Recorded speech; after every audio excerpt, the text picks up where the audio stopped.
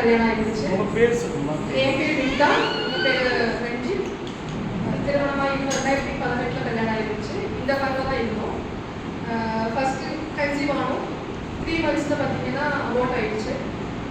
Abort ஆகும்போது நல்ல meeting இருந்துச்சு. அப்போ என்னோட சிஸ்டர்ஸ் வந்து நர்ஸாக இருக்காங்க. இப்போ பதட்டத்தில் அவங்கள கூப்பிட்டு என்ன பண்ணுறதுன்னு கேட்கும்போது ப்ரேயர் சப்போர்ட் கேளுங்க அப்படின்னு சொன்னாங்க. அப்போ நாங்கள் அதை அவ்வளோ சீரியஸாக எடுத்துக்கல. ப்ரேயர் சப்போர்ட் எடுத்துக்கோங்க போது மீட்டிங் பயங்கரமாக போயிட்டு இருக்கு. ப்ரேயர் சப்போர்ட்டாக நிற்குமா அப்படிங்கிறத நாங்கள் நம்பலை. அப்போது அது அபார்ஷன் ஆகி போயிடுச்சு. 2 years பக்கம் ட்ரீட்மெண்ட்டில் இருந்தோம். மறுபடியும் கன்சீவ் ஆனேன். அதை வந்துட்டு அவங்களாவே அவாய்ட் பண்ணுங்க, பாப்பாவுக்கு வந்து க்ரோத் இல்லை அப்படின்னு சொல்லிட்டாங்க. ஸோ அதை நாங்கள் அவாய்ட் பண்ணிட்டோம். இப்போ மறுபடியும் ட்ரீட்மெண்ட்டில் இருந்தோம். இங்கே ஊர்லி ஹாஸ்பிட்டலில் ட்ரீட்மெண்ட் பார்த்துட்டு இருந்தோம். மறுபடியும் கன்சீவ் ஆனேன். சேம் அதே மாதிரி திரும்பவும் ப்ளீடிங் ஆக ஆரம்பிச்சிச்சு. நல்ல ப்ளீடிங். ஃபஸ்ட்டுக்கு எந்த அளவுக்கு ஆச்சோ அதுக்கு இதே மாதிரி ஆச்சு. அப்போ திரும்பி என் சிஸ்டரை கூப்பிடும்போது, அக்கா கூப்பிடும்போது ப்ரேயர் சப்போர்ட் கேளுங்க அப்படின்னு சொன்னாங்க. அப்போ நாங்கள் எங்களுக்கு தெரிஞ்சவங்க எல்லாருக்கும் கூப்பிட்டு ப்ரேயர் சப்போர்ட் கேட்டோம். அப்போ எல்லாரும் ப்ரேயர் பண்ணாங்க. அந்த ப்ளீடிங் நிற்கிது, ப்ளீடிங் போய்கிட்டே இருக்கு. பட் ஸ்டில் பாப்பா வந்து நல்லா தான் இருக்குன்னு சொன்னாங்க. அப்போ மறுபடியும் வீட்டுக்கு வந்தோம். திரும்பியும் ப்ளீடிங் ஹெவியாக இருக்கு. திரும்பியும் போய் செக் பண்ணும்போது ட்வின்ஸ் அப்படின்னு சொன்னாங்க. ரெட்ட குழந்தைங்க இருக்கும்போது பாப்பா வந்துட்டு கீழே இருந்தா அவளுக்கு கீழே வந்து ஒரு ரத்த கட்டி இருக்குன்னு சொன்னாங்க. ஸோ பாப்பா கிடைக்கிறது ரொம்ப ரேர், ரொம்ப கஷ்டம்னு சொல்லிட்டாங்க. 3 மாசம் முடியும் போது 2 பேருக்கு தனித்தனியாக பிளாசண்டா வேணும். அது ஃபர்ஸ்ட் ரிஸ்க் எங்களுக்கு. பிளாசண்டா தனித்தனியாக இருந்தால் தான் அவங்களுக்கான 2 பேருமே ஈக்குவலான க்ரோத் கிடைக்கும்னு சொன்னாங்க. அப்போ திரும்பி ப்ரேயருங்கிறது சும்மா இல்லை. சப்போர்ட் கேட்கும்போது ஒரு பிரதர் எங்களுக்கு தெரிஞ்சுட்டாங்க. எங்கள் கரெக்டாக ஈஸ்வரர் காமிச்சு கொடுத்தது ஒரு பிரதர். அவர் எங்கிட்ட சொன்னார், பைபிள் படிக்க சொன்னார். நான் பைபிள் படிக்கிற பொண்ணு கிடையாது. நான் வந்து பக்தி இருக்கு, எனக்கு கடவுள் நம்பிக்கையெல்லாம் இருக்கு, இல்லாத பொண்ணு கிடையாது. அதனாலும் பைபிள் படிக்கிறதுங்கிறது நான் வழக்கத்தில் இல்லாத ஒரு விஷயம், நான் படிச்சது இல்லை. இப்போ பைபிள் படிக்க வச்சாங்க. பைபிள் படிச்சு 3 மணி ஆனா கர்ண கொந்த அந்த சொல்ல சொன்னாங்க. அது டெய்லி ரெகுலராக 3 o'clock ஆனால் ரெகுலராக போயிட்டு இருந்துச்சு. 3 months முடிஞ்சதுமே அந்த இண்டிவிஜுவலான பிளாசண்டா வந்துருச்சு, ப்ராப்ளம் இல்லைன்னு சொல்லிட்டாங்க. எகைன் ஆனால் அந்த ப்ளீடிங் நிற்கவே இல்லை. ஃபுல் பெட் ரெஸ்ட், அதாவது எந்திரிக்கவே கூடாது. யூரின் போகிறதுக்கும் பெட் பேண்ட் தான். பாத்ரூம் போகிறதுக்கு மட்டும் நீங்கள் எந்திரிச்சு போய்க்கலாம். மற்றபடி ஃபுல் பெட் ரெஸ்ட் தான். எனக்கு ஏதாவது வேணும்னா ஆம்புலன்ஸ் வரும், ஆம்புலன்ஸில் கூப்பிட்டு போவாங்க, திருப்பி கொண்டு வருவாங்க. ஏதாவது எமர்ஜென்சினா சிஸ்டர்ஸை நம்ம மேடம் அனுப்பி விடுவாங்க. சிஸ்டர்ஸ் வந்து இன்ஜெக்ஷன்ஸ் பண்ணுறதோ அந்த மாதிரி தான் போயிட்டு இருந்துச்சு. 5th month என்ன சொன்னாங்க, உங்களோட கர்ப்பப்பை அதாவது விரிஞ்சிருக்கு, அது சர்விக்கல் வந்து விரிஞ்சிருக்கு, சீக்கிரமாக இந்த பர்த் ஆகிறதுக்கு வாய்ப்பு இருக்குது, அதனால் சர்ஜரி பண்ணணும் அப்படின்னு சொன்னாங்க.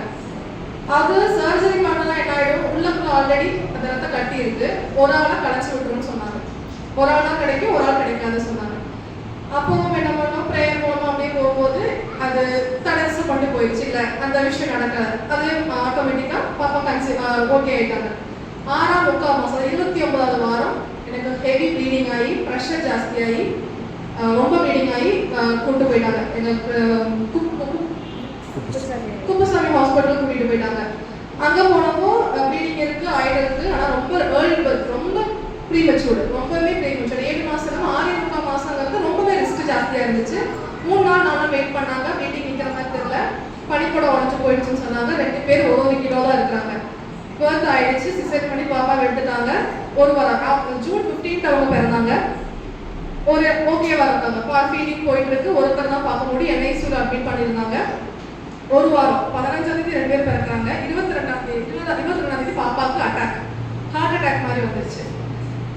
என்ன பண்றதுன்னு எங்களுக்கு தெரியாது. அதாவது குழந்தைக்கு ஹார்ட் அட்டாக் அப்படிங்கிறது கேள்விப்படாத ஒரு விஷயம். எப்படிங்க தெரியாது. சிபிஆர்லாம் கொடுக்கறதுங்கிறது எப்படி பெரியவங்களுக்குமே நமக்கு அவ்வளோ கஷ்டமா இருக்கும். அவளுக்கு அந்த மாதிரி ப்ராப்ளம். அப்போ நாங்கள் அழுது எங்களுக்கு ஒரு பிரதர் இருக்காங்க. அவங்க கூப்பிட்டு கேட்கும்போது, நீ ஒன்றும் வருத்தப்படாத, 9 மணிக்கு நீ எனக்கு கால் பண்ணுவேன், ஒன்றுமே ஆகலைன்னு சொல்லி கால் பண்ணுவேன், நீ நம்பிக்கையோட ப்ரேயர் மட்டும் பண்ணிட்டு இரு அப்படின்னாங்க. ஸோ நாங்கள் ப்ரேயர்லாம் மறந்துருச்சு. எங்களுக்கு ப்ரேயர் வர மாட்டேங்குது. ஜெபமாலை சொல்றதுக்கு வாயெல்லாம் வளருது. எங்கள் என்ன ஒரு டென்ஷன்ல என்ன பண்ணுறதுன்னு தெரியல. 8:55 டாக்டர்ஸ் வந்து சொல்றாங்க பாப்பா கியூர் ஆயிட்டாங்க, ஒன்றும் ப்ராப்ளம் இல்லைன்னு சொன்னாங்க. ஓகேன்னு சொல்லிட்டு வந்தாச்சு. இது ஒரு பிரச்சனை. அது முடிஞ்சதுக்கு அப்புறம் கண்ணுக்கு செக் பண்ண சொன்னாங்க பாப்பாக்கு. தம்பி ஓகே, அவங்களுக்கு எந்த பிரச்சனையும் இல்லை. ஹார்ட்ல சின்ன ஹோல் இருந்தது, அது நார்மலாக வளர ஓகே ஆயிட்டாங்க. பாப்பாக்கு மறுபடியும் கண்ணில் வந்துட்டு க்ரோத் இல்லை, சீக்கிரமாகவே கண்ணாடி போடணும். அதாவது 6 months 7 months கண்ணாடி போடணும்னு சொன்னாங்க. அது எங்களால் அக்செப்ட் பண்ணிக்க முடியல. இங்கே வந்துட்டு எங்கள் ஃபாதர் கிட்ட ப்ரேயருக்கு கொடுத்துருந்தோம். அங்கே வந்து எல்லா ப்ராப்ளமும் இப்போ சரியாச்சு. பாப்பா நல்லா இருக்காங்க, தம்பி நல்லா இருக்காங்க. இயேசுவுக்கு நன்றி, எல்லாமே ஓகே. இதில் வந்துட்டு பெரிய ஒரு விஷயம் என்னன்னா, 3rd time கன்சீவ் ஆகிறதுக்கு முன்னாடி வாடிப்பட்டி போய் ஃபாதர் கிட்ட தான் நான் பிளஸிங்ஸ் வாங்கிட்டு வந்திருந்தேன். அந்த பிளஸிங்ஸ்ல கண்டிப்பா எனக்கு கிடைச்சது. இதுக்கு முன்னாடி நம்ம பங்கு ஃபாதர் இருந்தார் இல்லையா, அவரை ரொம்பவே ப்ளஸ் பண்ணி ஆகணும். ஏன்னா வீக்லி இல்லாம டெய்லி 2 days ஒன்ஸ் எனக்கு வந்து ப்ரேயர் பண்ணி கொடுப்பாரு, நன்மை கொடுப்பாரு, போய் ட்ரெஸ்ஃபுல்லா வெளியே வரக்கூடாது. அவருக்கு நிறைய ப்ரேயர் பண்ணியிருக்காங்க. இங்க இருக்கிற நிறைய பேர் எனக்காக ப்ரே பண்ணியிருக்கீங்க. எல்லாருக்கும் நன்றி. ஈஸ்வரிக்கு நன்றி. ஈஸ்வரி ஸ்துதி. ஈஸ்வரர் மரியவாக.